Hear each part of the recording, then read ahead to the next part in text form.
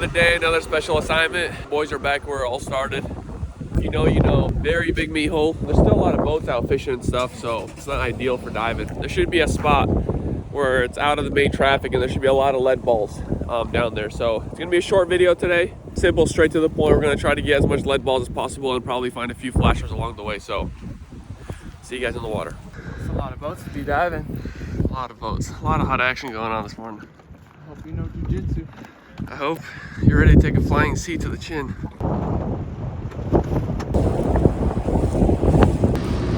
Now we're talking.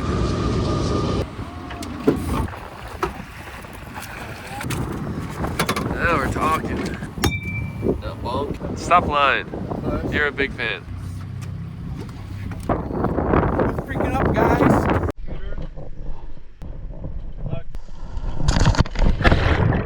Alright guys, welcome back underwater, and like always, thanks for tuning in. I will say right off the bat that this day was a lot more productive than we had anticipated it to be.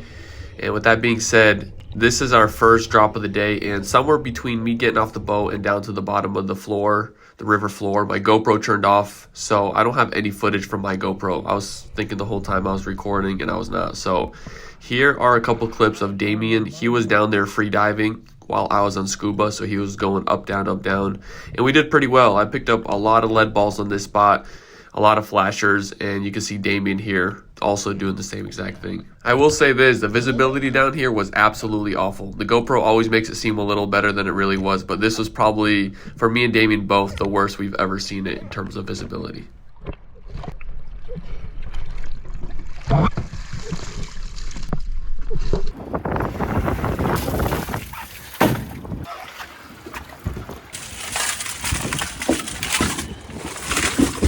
Oh, the rocks. More flashes than I thought. I was having a really hard time with the line management down there. Dialed in right? I just pick up some flashers and the hooks and stuff off it. We just keep getting snagged every 2 feet, so I had to cut a lot of stuff. I'd wrap as much as I can around the flashers. Yeah, I was only halfway through the dive. I realized you had the pockets.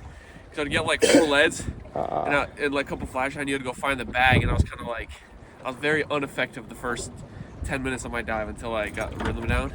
And then I found a little stash here, and I just stuff lead in here. It made it a lot easier. You can't tie that rope off to you? Well, the bag gets so heavy. Oh. And if it's just dragging, it creates such a mess up there. I'm just sticking all your guys' flashes in with one. Is that cool? Yeah, I don't matter. So this was dive number 2, and Damien and I both went free diving.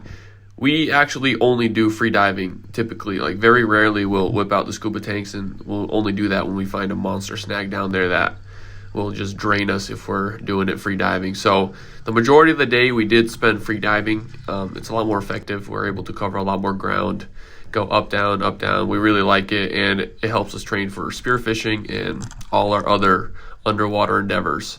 So with that being said, we found a lot of cool stuff, a lot of underwater structure, and it makes sense why there's so much snags down here. There's a lot of stuff to get snagged on if you don't know what you're doing. But I will say this, free diving and recovering fishing gear is extremely dangerous. All it takes is for you to pull out one snag, get a hook jammed into your finger or into your calf like it just happened to my buddy a couple days ago. And if you don't take the right steps quickly, you will be stuck down there and you will never come back up. Things can go south extremely fast. We have a serious buddy system going on when we dive. We keep an eye out for each other. Please don't watch these videos and be tempted to go just jump into rivers and start pulling snags out. Last drop of the day. So while we were free diving, we found this boat still on the trailer at the bottom of the river, and obviously it was caked in snags. So I went back up to the boat, I put on the scuba tank, and I went down here, made sure my GoPro was on this time, and started cleaning it up. There's a lot of work here, a lot of snags, a lot of rope and cables to deal with, so I figured it'd be best if I just go down here with scuba, take my time, be careful with everything, and absolutely clean this thing up. So I'm not going to do too much talking. There's not much to talk about. This was a pretty satisfying dive. I just took my time, cleaned this thing up nice and well. Damien was still free diving though, so he just kept taking drops. You'll see him in the videos. There he is. Just keep appearing and also helping me clean up the snag. So this was a really fun day. We got a ton of gear, and you'll see later on we had a little yard sale. We had some guides already waiting for us back at the dock. So, and then I did a giveaway at the end, and it got found pretty quick. So stay tuned till the end of the video, and I hope you enjoy the rest of it.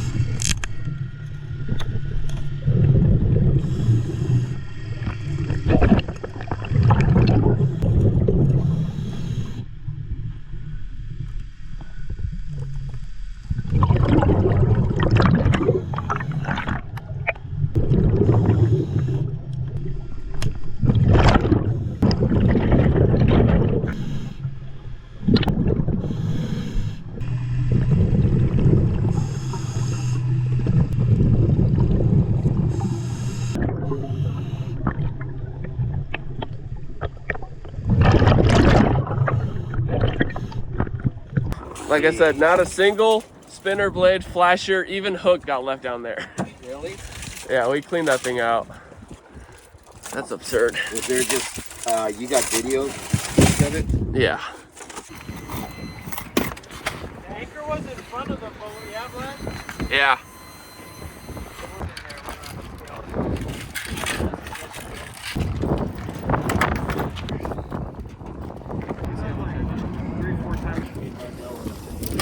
All right, guys, we're doing another giveaway. We just got done diving. We got a ton of gear, and this is all we're gonna give away right now. So we got 4 flashers plus this other little doinky flasher, and we got about a couple $100 in beads, bumpers, flashers, spinner blades, hooks, weights, super baits. So this thing is loaded. If you have the time, this is, I'm guessing, at least $300 worth in gear, plus these 20 bucks each, whatever. So we're gonna stash them right here. We just pulled over on the side of the road.